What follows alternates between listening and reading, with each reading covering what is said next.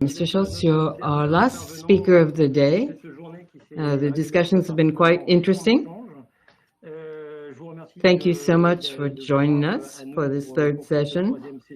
In a previous life, you sailed on the gray vessels, as we call them, in the French Navy, and you have devoted your entire career, one way or another, to marine strategy. In May of 2018, you joined the General Secretariat of the Sea, and you've been working as a director of the project for Europe and the environment at the SGE, and as deputy director. You are quite familiar with European administrations, and you were in charge of maritime affairs on the European level.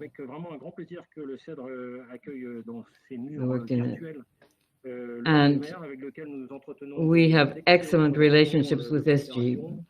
Now, the General Secretariat at Sea, and you are speaking to us to tell us how important cross competencies are working together and sharing skills.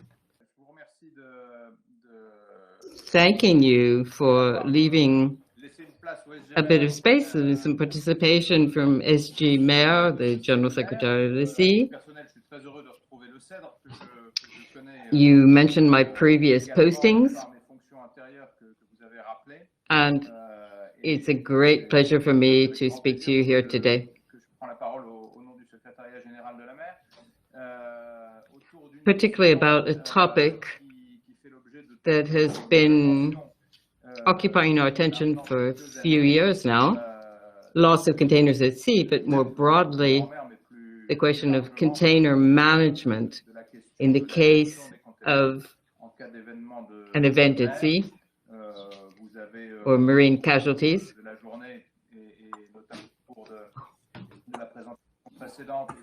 There are a number of incidents that have highlighted that the management of these boxes is important to consider, and it is a concern. I would introduce what I'm going to say with an image from the maritime world that I feel remains quite relevant. It's the idea of the number of containers traveling on ships all over the sea, all over the world, or a telling indication of growing global trade, and the quantities, the volumes transported, which have increased so significantly over the past 50 years, are the sign of this globalization. In 71, for example, it was 2,500 containers on average carried, and it's more like 3,000 now on average. And we've heard of a new order coming in for 6 large container ships that can carry up to 24,000 boxes each. So obviously these provides incredible opportunities for the maritime world, but also some changes related to the growing risk of loss of containers at sea. This is amplified. It's a side effect of this development. It's a source of pollution. It's a significant sequence impacting the marine environment, marine life, and we have had cases of chemical pollution looking at the inflammability of products that are being transported, if they're explosive, whether or not they're prone to explode. And as long as it remains something to be declared, the contents of these boxes, it's very hard to control. In conclusion, with respect to figures, the maritime industry considers that every year some 1,300 containers are lost at sea. The one APUS alone lost 1,800 in 2020. The list of accidents involving container ships continues to grow. We've had some examples presented, and that doesn't take into account suspected accidents. For example, in the Gulf of Guinea, we expect that there was a collision with a semi-submerged container, and this highlights how dangerous these lost containers are. Leaks from containers, from boxes, depending on how deteriorated or degraded they are, is practically impossible to foresee and predict. Apart from the risk of the more or less immediate risk of collision, we have the risk of these containers releasing products into the water. And very often the contents are unknown to us. The containers can be the source of accidents or incidents aboard the vessel. For example, beginning a fire, or where the contents of the containers, in fact, can be degraded, and sometimes creating human risk, or there's a human price to pay for these accidents. So at SG Mer, at the Secretary General of the Sea, we're aware of these issues, and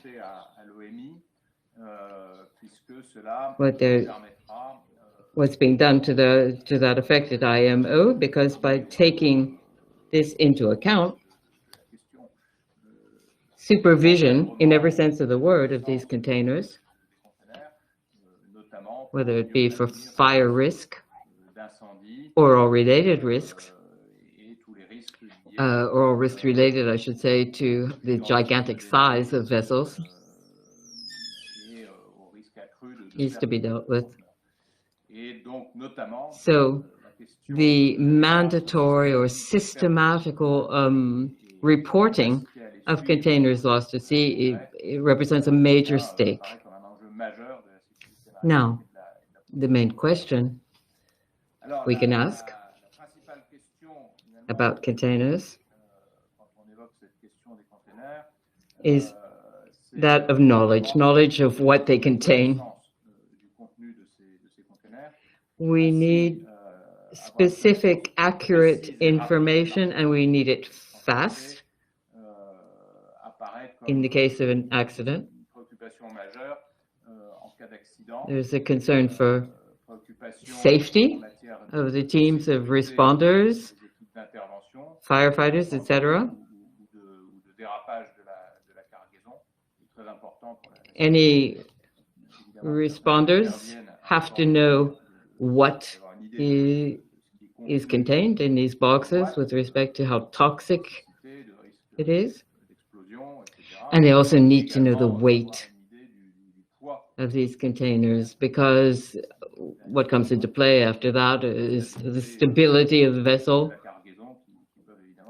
and that could have an effect on their choice of response. Likewise, it's important to have this knowledge to be able to manage what's done with these products. Some products might be harmless, but then there are others that are noxious and particularly dangerous, or whose packaging might be damaged or insufficient,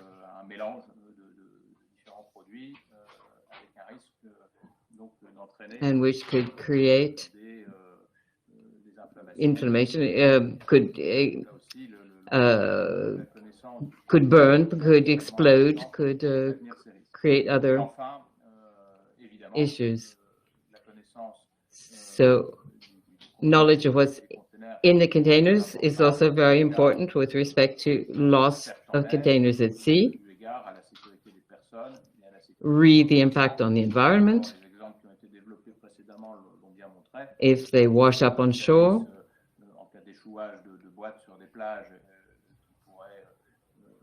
as you just said, the locals might come down and look to see what's inside. So there's a question of safety for the community. And then, of course, for marine habitats, or if we know what's inside them, it will enable us to limit the impacts by taking appropriate action. A few minutes ago, we talked about lessons learned from Grande America, which recently highlighted the major difficulty in quickly identifying what's on board. And that was perfectly illustrated by Cedre. And we understand the work needed if we want to progress.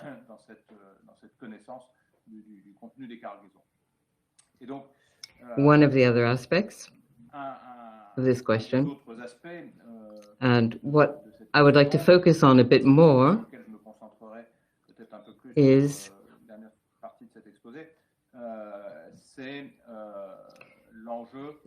the stakes or the challenges when you talk about securing or secure shipping, is developing the possibility to have multi-skills, to have a response with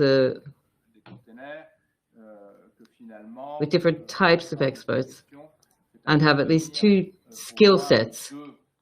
Prevention, first of all. First of all, mobilizing the owners of these containers who have special responsibility, who should be liable for what they declare. That's the first category of stakeholders to be mobilized. And the vital role played by ship planners who develop the loading plan and who need the technical details like the weight limits and segregating cargo, as we've heard about previously. And the ship planner normally should guarantee that the lashing is done correctly and should be active in raising awareness this need. And finally, the ship's master, who finds himself in a special role when there's an incident at sea or a marine casualty, when a container is lost overboard. The earlier he issues he reports the loss of a container, the quicker other shipping can be protected from a collision. Secondly, a skill set or a set of expertise and jurisdiction in this case would be that of response. When there's a marine casualty, we have other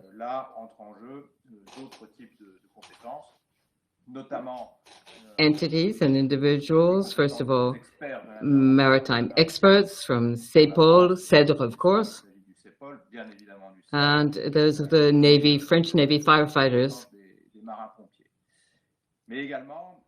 Now, increasingly, there's a need for expertise from the industrial players. You have Ignoris, the lab, Marais from EMSA,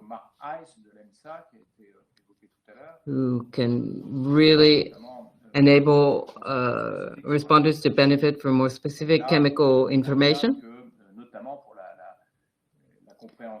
about the products, how they should be handled.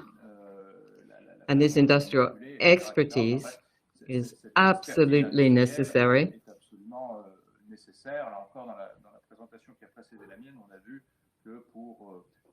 As I said, if we've lost canisters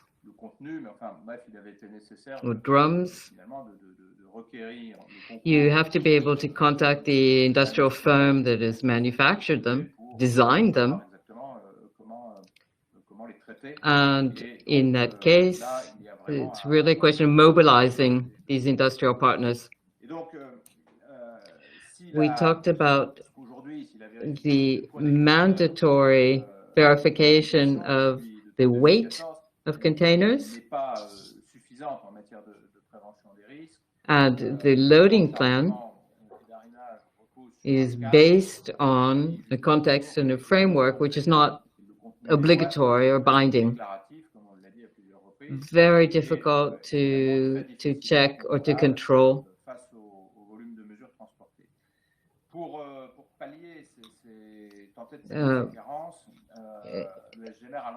The Secretariat has launched a study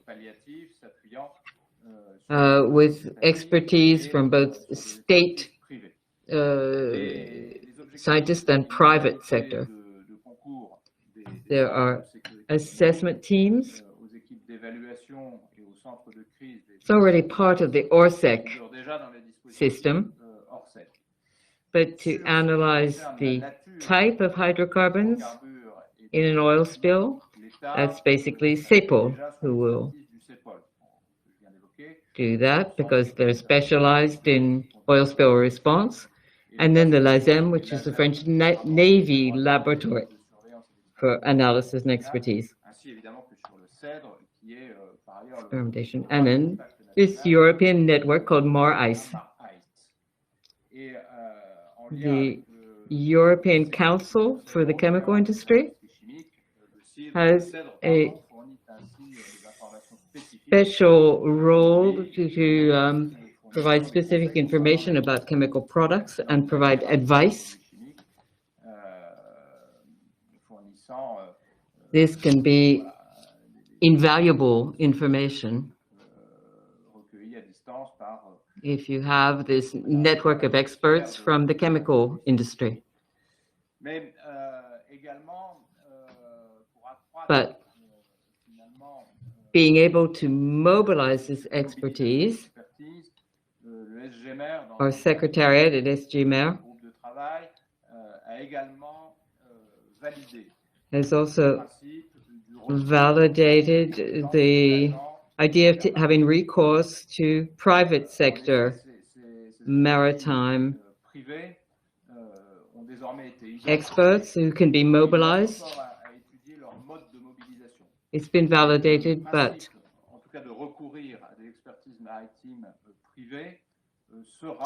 in 2002, excuse me,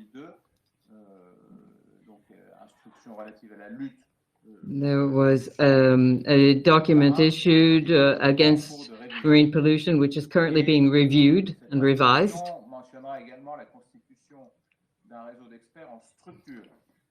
So we have experts on naval structure and ship stability.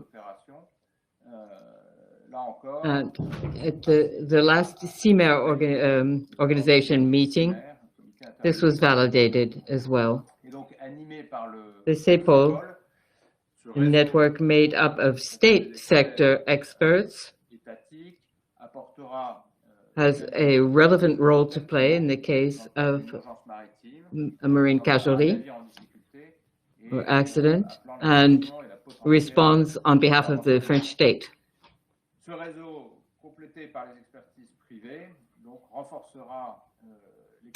Then we have the maritime prefecture, who have ship's operational documents. And that, in just a few words, gives you a sort of panorama of how the state intervenes in the case of a marine casualty, relying on these various capabilities and a range, in fact, of expertise that we can see we don't necessarily have all the expertise we need within a given service, and so you have the choice open to you to work with other experts, and they will be independent from the ship owner, and they will enhance the operational capacity for response from the state and state services. That is how we at the General Secretariat for the Sea view the context of this very sensitive issue of containers lost at sea and their contents, and how to manage safety